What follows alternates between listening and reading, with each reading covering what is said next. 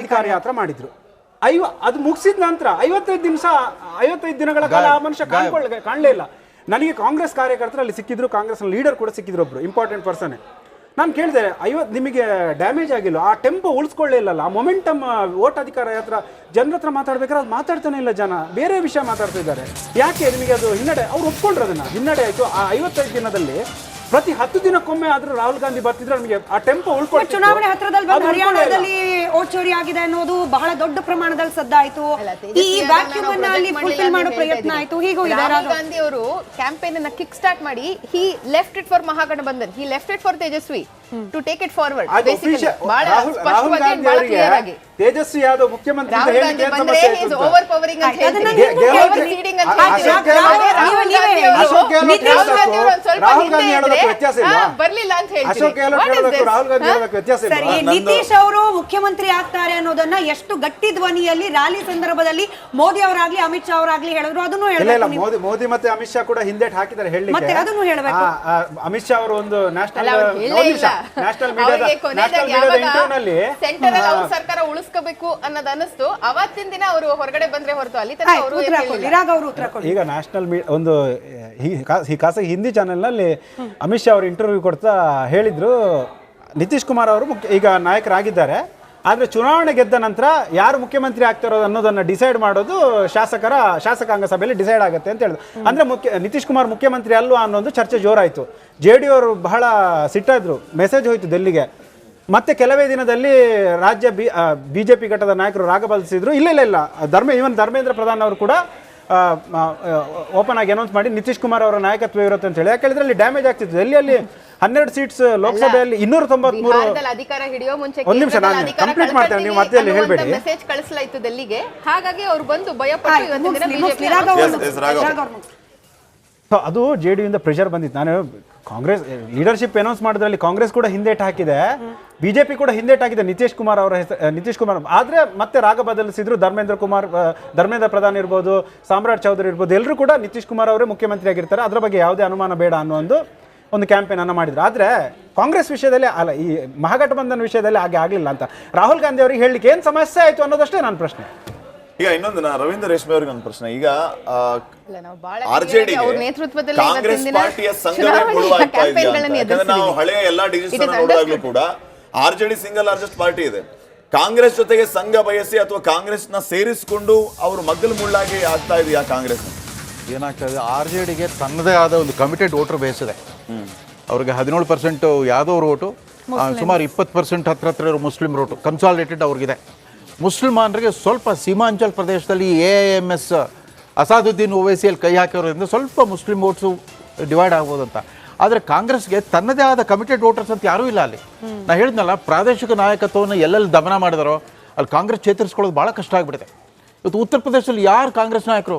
ಅಲ್ಲಿಂದ ಸ್ವತಃ ಇವರೇ ರಾಹುಲ್ ಗಾಂಧಿ ಅವರು ಗೆದ್ದು ಬಂದಿರ್ಬೋದು. ಯಾರು ಅಖಿಲೇಶ್ ಯಾದವ್ ಬೆನ್ನೇರ್ ಬಿಟ್ಟು ಅಲ್ಲಿ ಗೆದ್ದು ಬಂದರು. ಯಾವ ರೀತಿ ಸ್ಟಾಲಿನ್ ಜೊತೆಗೆ ಸೇರ್ಕೊಂಡ್ಬಿಟ್ಟು ತಮಿಳುನಾಡಲ್ಲಿ ಗೆದ್ರು. ಎಲ್ಲಿ ಪ್ರಾದೇಶಿಕ ಪಕ್ಷ ಪ್ರಾದೇಶಿಕ ನಾಯಕತ್ವ ಗಟ್ಟಿಯಾಗಿದೆ ಅಲ್ಲಿ ಗೆಲ್ತಾರೆ ಹೊರತು ಇದ್ರ ಕಾಂಗ್ರೆಸ್ ಇದೇ ತರ ಅವ್ರು ಮರ್ಜಿಗೆ ಹಾಕೊಂಡಿರ್ಬೇಕಾಗುತ್ತೆ. ತೇಜಸ್ವಿ ಯಾದವ್ ನಿಜವಾಗ್ಲೂ ಒಂದು ಲಯಬಿಲಿಟಿ ಆಗ್ತಾ ಇದೆ ಕಾಂಗ್ರೆಸ್ ಸಹವಾಸ. ಬಹುಶಃ ಅವರೇ ಒಂದು 200 ಕ್ಯಾಂಡಿಡೇಟ್ ನಿಲ್ಲಿಸ್ಬಿಟ್ಟಿದ್ರೆ ಸರಳ ಬಹುಮತ ಬಂದ್ಬಿಡ್ತಿತ್ತು ಅಂತ ಕಾಣುತ್ತೆ RJDಗೆ. ಈ ಕಾಂಗ್ರೆಸ್ಗೆ 61 ಸೀಟ್ ಬಿಟ್ಕೊಟ್ಟಿದ್ದಾರೆ.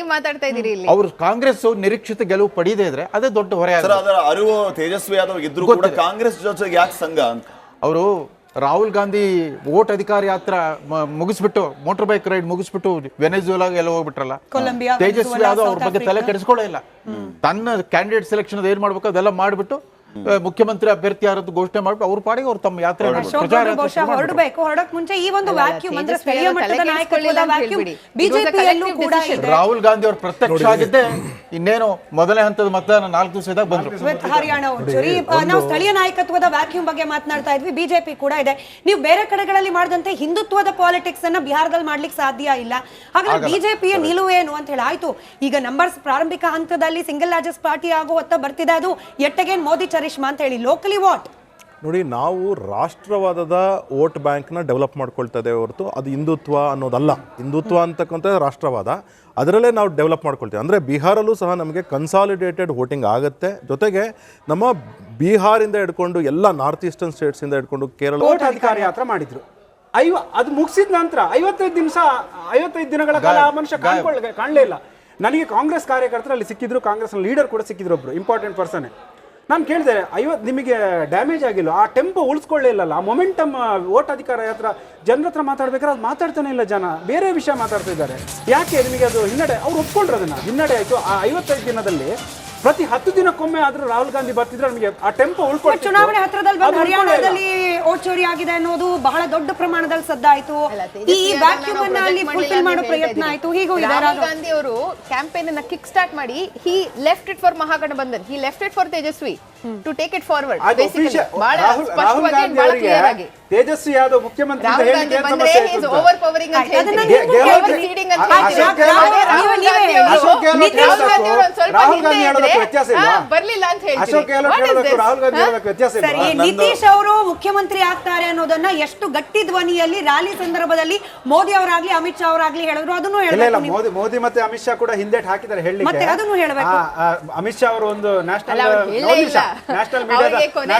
ಸೆಂಟರ್ ಅಲ್ಲಿ ಅವ್ರ ಸರ್ಕಾರ ಉಳಿಸ್ಕೋಬೇಕು ಅನ್ನೋದು ಅನಿಸ್ತು. ಅವತ್ತಿನ ದಿನ ಅವರು ಹೊರಗಡೆ ಬಂದ್ರೆ ಹೊರತು ಅಲ್ಲಿ ತನಕ ಅವರು ಈಗ ನ್ಯಾಷನಲ್ ಒಂದು ಖಾಸಗಿ ಹಿಂದಿ ಚಾನೆಲ್ ನಲ್ಲಿ ಅಮಿತ್ ಶಾ ಅವರು ಇಂಟರ್ವ್ಯೂ ಕೊಡ್ತಾ ಹೇಳಿದ್ರು, ನಿತೀಶ್ ಕುಮಾರ್ ಅವರು ಈಗ ನಾಯಕರಾಗಿದ್ದಾರೆ, ಆದ್ರೆ ಚುನಾವಣೆ ಗೆದ್ದ ನಂತರ ಯಾರು ಮುಖ್ಯಮಂತ್ರಿ ಆಗ್ತಾರೋ ಅನ್ನೋದನ್ನ ಡಿಸೈಡ್ ಮಾಡೋದು ಶಾಸಕಾಂಗ ಸಭೆಯಲ್ಲಿ ಡಿಸೈಡ್ ಆಗುತ್ತೆ ಅಂತ ಹೇಳಿದ್ರು. ಅಂದ್ರೆ ನಿತೀಶ್ ಕುಮಾರ್ ಮುಖ್ಯಮಂತ್ರಿ ಅಲ್ವಾ ಅನ್ನೋ ಒಂದು ಚರ್ಚೆ ಜೋರಾಯಿತು.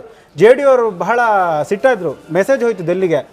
ಮತ್ತೆ ಕೆಲವೇ ದಿನದಲ್ಲಿ ರಾಜ್ಯ ಬಿಜೆಪಿ ಘಟಕದ ನಾಯಕರು ರಾಗ ಬದಲಿಸಿದ್ರು. ಇಲ್ಲ ಧರ್ಮೇಂದ್ರ ಪ್ರಧಾನ್ ಅವರು ಕೂಡ ಓಪನ್ ಆಗಿ ಅನೌನ್ಸ್ ಮಾಡಿ ನಿತೀಶ್ ಕುಮಾರ್ ಅವರ ನಾಯಕತ್ವ ಇರುತ್ತೆ ಅಂತ ಹೇಳಿ. ಯಾಕೆ ಹೇಳಿದ್ರೆ ಅಲ್ಲಿ ಡ್ಯಾಮೇಜ್ ಆಗ್ತಿತ್ತು. ಡೆಲ್ಲಿಯಲ್ಲಿ 12 ಸೀಟ್ಸ್, ಲೋಕಸಭೆಯಲ್ಲಿ 293. ಅಧಿಕಾರ ಹಿಡಿಯೋ ಮುಂಚೆ ಒಂದು ನಿಮಿಷ ನಾನು ಕಂಪ್ಲೀಟ್ ಮಾಡ್ತೇನೆ, ನೀವು ಮಧ್ಯದಲ್ಲಿ ಹೇಳಬೇಡಿ. ಮೆಸೇಜ್ ಕಳಿಸಲಾಯಿತು ಡೆಲ್ಲಿಗೆ, ಹಾಗಾಗಿ ಅವರು ಬಂದು ಭಯಪಟ್ಟು ಇವತ್ತಿನ ದಿನ ಬಿಜೆಪಿ ಅದು JDU ಇಂದ ಪ್ರೆಷರ್ ಬಂದಿತ್ತು. ನಾನು ಕಾಂಗ್ರೆಸ್ ಲೀಡರ್ಶಿಪ್ ಅನೌನ್ಸ್ ಮಾಡೋದ್ರಲ್ಲಿ ಕಾಂಗ್ರೆಸ್ ಕೂಡ ಹಿಂದೇಟ್ ಹಾಕಿದೆ, ಬಿಜೆಪಿ ಕೂಡ ಹಿಂದೇಟ್ ಹಾಕಿದೆ ನಿತೀಶ್ ಕುಮಾರ್ ಅವರ ನಿತೀಶ್ ಕುಮಾರ್. ಆದ್ರೆ ಮತ್ತೆ ರಾಗ ಬದಲಿಸಿದ್ರು. ಧರ್ಮೇಂದ್ರ ಪ್ರಧಾನ್ ಇರ್ಬೋದು, ಸಾಮ್ರಾಟ್ ಚೌಧರಿ ಇರ್ಬೋದು, ಎಲ್ಲರೂ ಕೂಡ ನಿತೀಶ್ ಕುಮಾರ್ ಅವರೇ ಮುಖ್ಯಮಂತ್ರಿ ಆಗಿರ್ತಾರೆ, ಅದ್ರ ಬಗ್ಗೆ ಯಾವುದೇ ಅನುಮಾನ ಬೇಡ ಅನ್ನೋ ಒಂದು ಕ್ಯಾಂಪೇನ್ ಅನ್ನು ಮಾಡಿದ್ರು. ಆದ್ರೆ ಕಾಂಗ್ರೆಸ್ ವಿಷಯದಲ್ಲಿ ಅಲ್ಲ, ಈ ಮಹಾಗಠಬಂಧನ್ ವಿಷಯದಲ್ಲಿ ಹಾಗೆ ಆಗಲಿಲ್ಲ ಅಂತ ರಾಹುಲ್ ಗಾಂಧಿ ಅವರಿಗೆ ಹೇಳಲಿಕ್ಕೆ ಏನು ಸಮಸ್ಯೆ ಆಯ್ತು ಅನ್ನೋದಷ್ಟೇ ನನ್ನ ಪ್ರಶ್ನೆ. ಈಗ ಇನ್ನೊಂದು ರವೀಂದ್ರ ರೇಷ್ಮೆ ಅವ್ರಿಗೆ ಒಂದು ಪ್ರಶ್ನೆ. ಈಗ RJD ಕಾಂಗ್ರೆಸ್ ಪಾರ್ಟಿಯ ಸಂಘವೇ ಮುಳುವಾಗ್ತಾ ಇದೆಯಾ? ಯಾಕಂದ್ರೆ ನಾವು ಹಳೆಯ ಎಲ್ಲಾ ಡಿಜಿಟಲ್ ನೋಡಿದಾಗ್ಲೂ ಕೂಡ RJD ಸಿಂಗಲ್ ಲಾರ್ಜೆಸ್ಟ್ ಪಾರ್ಟಿ ಇದೆ. ಕಾಂಗ್ರೆಸ್ ಜೊತೆಗೆ ಸಂಘ ಬಯಸಿ ಅಥವಾ ಕಾಂಗ್ರೆಸ್ ನ ಸೇರಿಸಿಕೊಂಡು ಅವರು ಮಗ್ಗಲು ಮುಳ್ಳಾಗಿ ಆಗ್ತಾ ಇದೆಯಾ ಕಾಂಗ್ರೆಸ್? ಏನಾಗ್ತದೆ, RJDಗೆ ತನ್ನದೇ ಆದ ಒಂದು ಕಮಿಟೆಡ್ ವೋಟರ್ ಬೇಸ್ ಇದೆ. ಅವ್ರಿಗೆ 17% ಯಾದವ್ ಓಟು, ಸುಮಾರು 20% ಹತ್ರ ಇರೋ ಮುಸ್ಲಿಂ ಓಟು ಕನ್ಸಾಲಿಡೇಟೆಡ್ ಅವ್ರಿಗಿದೆ. ಮುಸ್ಲಿಮಾನರಿಗೆ ಸ್ವಲ್ಪ ಸೀಮಾಂಚಲ್ ಪ್ರದೇಶದಲ್ಲಿ AIMS ಅಸಾದುದ್ದೀನ್ ಓವೈಸಿಯಲ್ಲಿ ಕೈ ಹಾಕಿರೋದ್ರಿಂದ ಸ್ವಲ್ಪ ಮುಸ್ಲಿಂ ವೋಟ್ಸು ಡಿವೈಡ್ ಆಗ್ಬೋದಂತ. ಆದರೆ ಕಾಂಗ್ರೆಸ್ಗೆ ತನ್ನದೇ ಆದ ಕಮಿಟೆಡ್ ವೋಟರ್ಸ್ ಅಂತ ಯಾರೂ ಇಲ್ಲ ಅಲ್ಲಿ. ನಾನು ಹೇಳಿದ್ನಲ್ಲ, ಪ್ರಾದೇಶಿಕ ನಾಯಕತ್ವವನ್ನು ಎಲ್ಲೆಲ್ಲಿ ದಮನ ಮಾಡಿದಾರೋ ಅಲ್ಲಿ ಕಾಂಗ್ರೆಸ್ ಚೇತರಿಸ್ಕೊಳ್ಳೋದು ಭಾಳ ಕಷ್ಟ ಆಗಿಬಿಡುತ್ತೆ. ಇವತ್ತು ಉತ್ತರ ಪ್ರದೇಶದಲ್ಲಿ ಯಾರು ಕಾಂಗ್ರೆಸ್ ನಾಯಕರು? ಅಲ್ಲಿಂದ ಸ್ವತಃ ಇವರೇ ರಾಹುಲ್ ಗಾಂಧಿ ಅವರು ಗೆದ್ದು ಬಂದಿರ್ಬೋದು. ಯಾರು ಅಖಿಲೇಶ್ ಯಾದವ್ ಬೆನ್ನೇರ್ ಬಿಟ್ಟು ಅಲ್ಲಿ ಗೆದ್ದು ಬಂದರು. ಯಾವ ರೀತಿ ಸ್ಟಾಲಿನ್ ಜೊತೆಗೆ ಸೇರ್ಕೊಂಡ್ಬಿಟ್ಟು ತಮಿಳುನಾಡಲ್ಲಿ ಗೆದ್ರು. ಎಲ್ಲಿ ಪ್ರಾದೇಶಿಕ ಪಕ್ಷ ಪ್ರಾದೇಶಿಕ ನಾಯಕತ್ವ ಗಟ್ಟಿಯಾಗಿದೆ ಅಲ್ಲಿ ಗೆಲ್ತಾರೆ ಹೊರತು ಇದ್ರೆ ಕಾಂಗ್ರೆಸ್ ಇದೇ ತರ ಅವ್ರು ಮರ್ಜಿಗೆ ಹಾಕೊಂಡಿರ್ಬೇಕಾಗುತ್ತೆ. ತೇಜಸ್ವಿ ಯಾದವ್ ನಿಜವಾಗ್ಲೂ ಒಂದು ಲಯಬಿಲಿಟಿ ಆಗ್ತಾ ಇದೆ ಕಾಂಗ್ರೆಸ್ ಸಹವಾಸ. ಬಹುಶಃ ಅವರೇ ಒಂದು 200 ಕ್ಯಾಂಡಿಡೇಟ್ ನಿಲ್ಲಿಸ್ಬಿಟ್ಟಿದ್ರೆ ಸರಳ ಬಹುಮತ ಬಂದ್ಬಿಡ್ತಿತ್ತು ಅಂತ ಕಾಣುತ್ತೆ RJDಗೆ.